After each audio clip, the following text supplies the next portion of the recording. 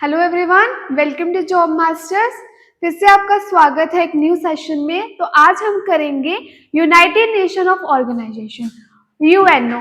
Theory रहेगी plus important MCQs होंगे। ठीक है, तो सबसे पहले शुरू करते हैं। यूनाइटेड नेशन क्या है? फ्रेंड्स, सबसे पहले यूनाइटेड नेशन एस्टैब्लिश कब हुआ? 24 अक्टूबर 1945 को इसकी एस्टैब्लिशमेंट हुई। इसमें क्या होता है कि बहुत सारी कंट्रीज इकट्ठी होती है और मीटिंग वगैरह की जाती है, काफी सारे मेंबर्स इंक्लूड होते हैं। ठीक है, सबसे पहले हमने देखा कि ग्लोबल ऑर्गेनाइजेशन एस्टैब्लिश 24 अक्टूबर 1945 में ये फोर्स में आ गया। ठीक है, तो उसके बाद the United nation establish UN charter account. और इसे कौन एस्टैब्लिश करता है, कौन हैंडल करता है? UN charter and statue of कौन? और court of justice, international court of justice करते हैं। And the charter was designed by the representative 50 countries. So friends, इसको इन जो चार्टर है इन्होंने डिजाइन किया और इसमें कितनी कंट्रीज हिस्सेदार होती है? 50 कंट्रीज। ठीक है, 50 कंट्रीज इसमें हिस्सेदार होती है। और साथ में कब कब हुई? और अब इसको याद रखिएगा, 26 जून, ईयर वही है 1945। क्लियर? उसके बाद पोलैंड साइन ऑन 15 अक्टूबर, जब पोलैंड ने भी साइन कर दिया इस हमारे चार्टर अकाउंट और स्टैचू के बाद, जब कोर्ट ऑफ जस्टिस इसमें इंक्लूड होती है and charter were design 50 countries इसमें पार्ट लेती है, 50 कंट्रीज इसको रिप्रेजेंट करती है और पोलैंड ने भी इसे साइन कर दिया फ्रेंड्स। और फिर कितने मेंबर्स इसमें हो गए? तो 51 फाउंडिंग मेंबर्स, मतलब इसमें 51 मेंबर्स हो गए। उसके बाद यूनाइटेड नेशन हर साल 24 अक्टूबर को सेलिब्रेट किया जाता है। क्लियर? अब आगे बढ़ते हैं। उसके बाद है यूनाइटेड नेशन के कुछ पॉइंट्स हैं आपके सामने कि यूनाइटेड नेशन हैज 193 मेंबर्स होते हैं स्टेट्स के, और सबसे ओल्डेस्ट यूनाइटेड नेशन है साउथ सूडान। ठीक है, तो सबसे ओल्डेस्ट है साउथ सूडान और ये 2011 में ज्वाइन किया। उसके बाद the United nation security has, तो 15 मेंबर्स होते हैं फ्रेंड्स इसके, 15 मेंबर्स, और 5 होते हैं जो परमानेंट होते हैं, परमानेंट, और जो 10 होते हैं वो नॉन परमानेंट होते हैं। ठीक है, 5 इसके परमानेंट मेंबर होते हैं और 10 नॉन परमानेंट मेंबर्स होते हैं। नेक्स्ट पॉइंट है united nation security council has 5 permanent members. तो उसमें कौन कितने मेंबर्स है? China, France, Russia, United kingdom और अपना यूनाइटेड स्टेट्स। ठीक है, तो ये 5 मेंबर इसमें परमानेंट है। तब आगे बढ़ते हैं।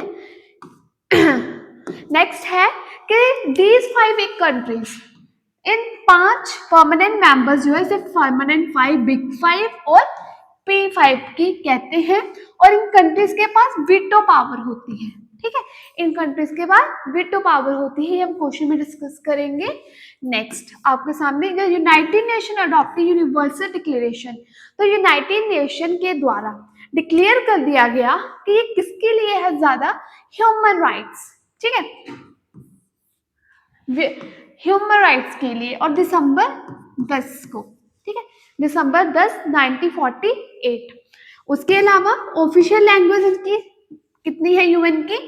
Arabic, Chinese, English, French, Russian and Spanish इनकी ऑफिशियल लैंग्वेज है। इसी लैंग्वेज बेस पे वर्क किया जाता है।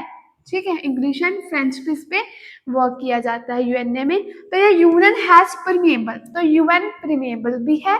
और 111 जो है इनके आर्टिकल्स है, जिससे डिवाइड किया गया है फ्रेंड्स, 19 पार्ट्स में इसको डिवाइड किया गया है। ठीक है, अब आगे बढ़ते हैं। अब आगे है आपके सामने यूनाइटेड नेशन ऑर्गेनाइजेशन के बारे में बताया उन्होंने कि जो उनका मेन पर्पस था, मेन पर्पस पीस लाना, वर्ल्ड में पीस, वर्ल्ड में, इसके अलावा रिस्पेक्ट, ठीक है, फ्रेंडली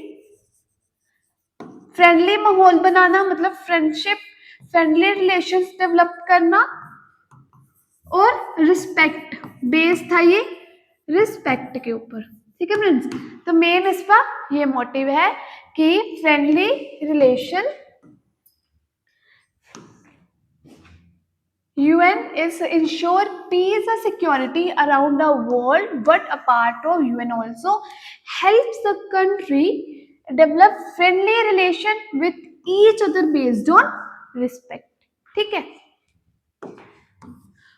उसके अलावा फ्रेंड्स डेवलप करना फ्रेंडली रिलेशन अमंग नेशन, उसके अलावा प्रमोट करना human rights and respect human rights and fundamental freedom, उसके अलावा to achieve international cooperation in solving economic, social and culture humanitarian problems, and साथ में act as a harmonizing activities of nations, ठीक है। और कुछ कुछ एक्टिविटीज करते रहना, रिस्पेक्ट करना, ह्यूमन राइट्स पे काम करना, साथ में डेवलप करना, फ्रेंडली रिलेशन डेवलप करना, रिस्पेक्ट करना, ये सारे यूएनए के ऑब्जेक्टिव्स थे, ठीक है।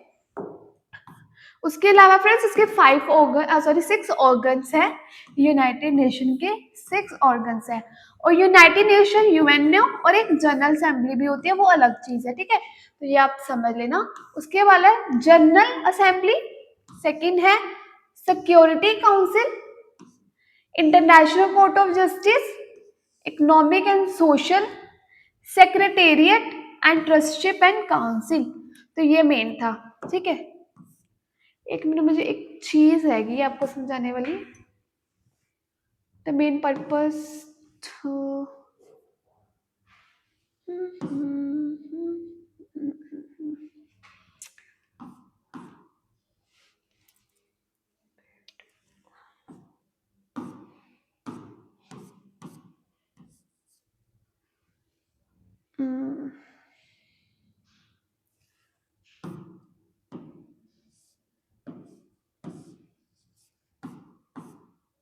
चलो कोई नहीं।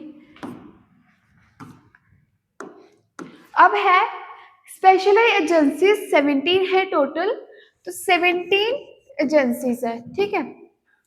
सबसे पहले आपकी food and agriculture organization, international telecommunication, international agriculture and development, international labour organization ILO, and international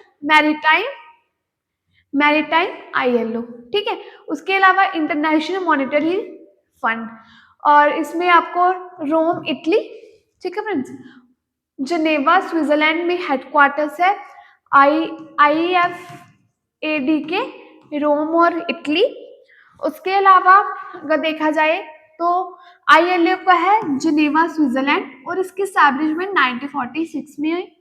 अगर मैं IMO की बात करूं फ्रेंड्स, तो ये लंदन और यूनाइटेड किंगडम है, और इसके 1948 में इसकी एस्टैब्लिशमेंट हुई। वॉशिंगटन में है ये हमारा जो इंटरनेशनल मॉनेटरी फंड IMF कहते हैं इसे, IMF, और ये है 1945 में इसकी एस्टैब्लिश, ठीक है। अब आगे बढ़ते हैं।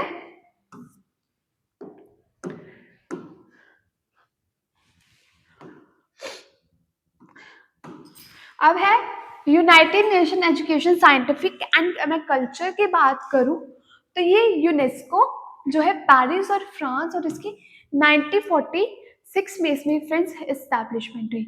उसके अलावा है वर्ल्ड हेल्थ ऑर्गेनाइजेशन WHO, काफी इंपॉर्टेंट है दोनों ये, ठीक है। तो ये जनेवा स्विट्जरलैंड में है। उसके अलावा 1948 में इसकी एस्टैब्लिशमेंट हुई, ठीक है। उसके बाद है आपका इंटरनेशनल सिविल एविएशन ऑर्गेनाइजेशन जो कि है मॉन्ट्रियल कनाडा, 1944 में इसकी फ्रेंड्स एस्टैब्लिशमेंट हुई। एंड वर्ल्ड इंटेलेक्चुअल प्रॉपर्टी वहीं पे जनेवा स्विट्जरलैंड में, and international fund agriculture development IFAD Rome Italy में है, ठीक है। अब आगे बढ़ते हैं। अब आपके सामने यूनिवर्सल पोस्टल यूनिट यूपीओ जो कि बॉन स्विट्जरलैंड में है और 1874 में इसकी स्टैब्लिशमेंट हुई है। इम्पॉर्टेंट है एग्जाम पॉइंट ऑफ व्यू से, इम्पॉर्टेंट है ये भी। इंटरनेशनल टेलीकम्युनिकेशन तो ये यूनेवा 1865 में, क्लियर। फिर है united nation world tourism organization, तो ये मैड्रिड स्पेन 1974 में फ्रेंड्स हुई। उसके अलावा world meteorological organization Geneva Switzerland 1950, world bank WB कहते हैं इसे, और ये वॉशिंगटन DC यूनाइटेड स्टेट्स 1944 में है। तो फ्रेंड्स दो इस्टेब्लिशमेंट आई थिंक मेरा टाइप में से टाइप करने में थोड़ी मिस्टेक हो गया, तो हम क्वेश्चन वाले सेशन में उसको कवर कर लेंगे। और साथ में हम कवर करेंगे कि यूनाइटेड नेशन के द्वारा क्या पर्पस रहा है 2024 में, क्या थीम रही है, क्या 2025 में अब क्या थीम रह चुकी है जो उन्होंने डिसाइड कर दिया हुआ है। तो हम क्वेश्चन के साथ वो भी कवर करेंगे। आई थिंक इसमें टाइप करना मेरे से मिस्टेक हो गई है, तो हम वो भी साथ साथ में कवर कर लेंगे, ठीक है। सो आई होप आपको क्लियर हो गया यहाँ पे। अब थैंक यू फॉर वॉचिंग। अब हम